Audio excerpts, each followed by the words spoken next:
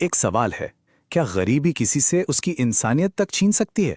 आज हम मुंशी प्रेमचंद की मशहूर कहानी कफन के जरिए इसी गहरे और मुश्किल सवाल में उतरने वाले हैं। सोचिए, ये शब्द ये एक पति कह रहा है अपनी पत्नी के लिए, जो अंदर झोपड़ी में बच्चे को जन्म देते हुए तड़प रही है। और यकीन मानिए, ये तो कहानी की बस शुरुआत है। आइए देखते हैं कि आगे क्या होता है। ये कहानी है उस हद की गरीबी की जो इंसान को इंसान नहीं रहने देती, और ये हमें सोचने पे मजबूर कर देती है कि अगर हम ऐसी हालत में होते तो क्या करते। ये कहानी हमें सही और गलत के उस धुंधले दायरे में ले जाती है जहां कुछ भी साफ नहीं दिखता। तो कहानी के मेन कैरेक्टर्स कौन हैं? एक है घिसू और दूसरा उसका बेटा माधव।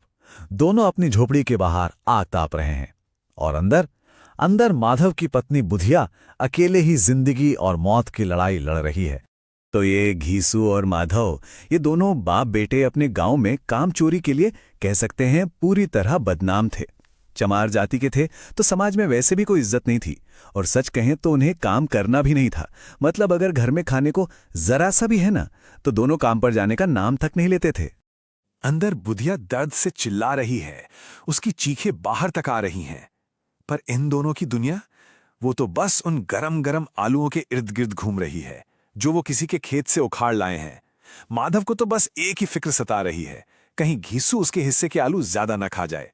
और इनकी बेफिक्री का लेवल तो देखिए। बहू अंदर मर रही है और घीसू को क्या याद आ रहा है? 20 साल पुरानी ठाकुर की शादी की दावत। बता रहा है कि कैसे उसने भरपेट देसी घी की पुड़ियां खाई थी। इससे साफ पता चलता है कि इन लोगों के लिए जरूरी क्या है। पेट भर आलू खाए और बस दोनों बाप बेटे वहीं अपनी धोती ओढ़कर सो गए, बिल्कुल वैसे जैसे दो बड़े बड़े अजगर पेट भरकर कुंडली मारे पड़े हों।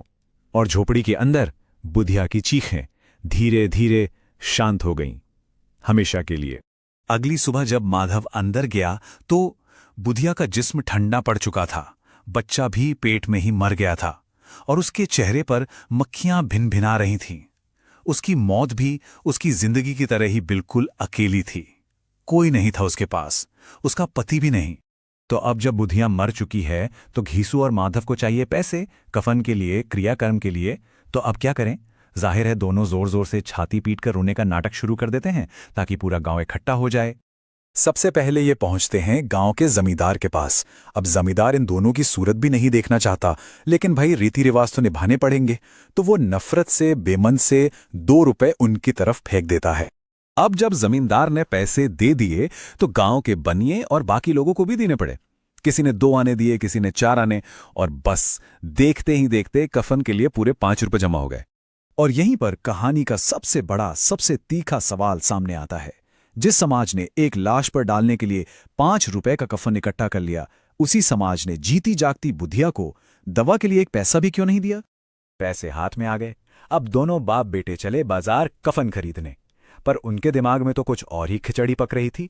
रास्ते में वो एक दूसरे से बात करने लगते हैं कि यार इस कफन का होगा क्या।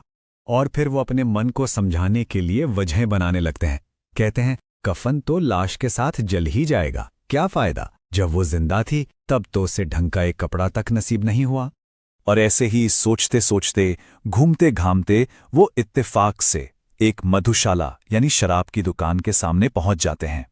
और बस अंदर घुसते ही वो एक ऐसा फैसला लेते हैं जो इस कहानी का रुख ही मोड़ देता है। बस यही वो पल था।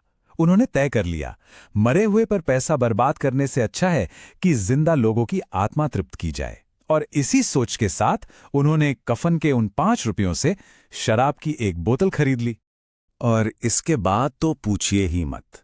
जो दावत शुरू हुई, शराब की बोतल, गर्मागर्म पूड़िया, चटनी, तली हुई मछली, कलेजी, मतलब वो सब कुछ जो उन्होंने अपनी जिंदगी में शायद कभी चखा भी नहीं होगा। और याद रहे, ये सब कुछ हो रहा था बुधिया के कफन के पैसों से। नशा जब चढ़ने लगा तो घीसू की फिलॉसफी भी जाग गई। वो बुधिया को दुआएं देने लगा, कहने लगा कि वो बड़ी भागवान थी, मरते मरते हम दोनों का पेट भर गई, वो तो पक्का स्वर्ग जाएगी। उनका ये जश्न अब नशे में और गहरा होता जाता है और एक अजीब से दार्शनिक मोड़ पर पहुंच जाता है।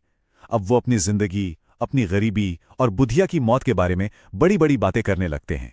और फिर आता है कहानी का सबसे बड़ा व्यंग्य। जिंदगी में पहली बार उन्हें देने का सुख मिलता है। वो अपनी बची हुई पूड़ियां एक भिखारी को दे देते हैं। सोचिए, जिन लोगों ने पूरी जिंदगी सिर्फ मांगा हो, वो आज दान कर रहे हैं, वो भी एक मुर्दे के कफन के पैसों से।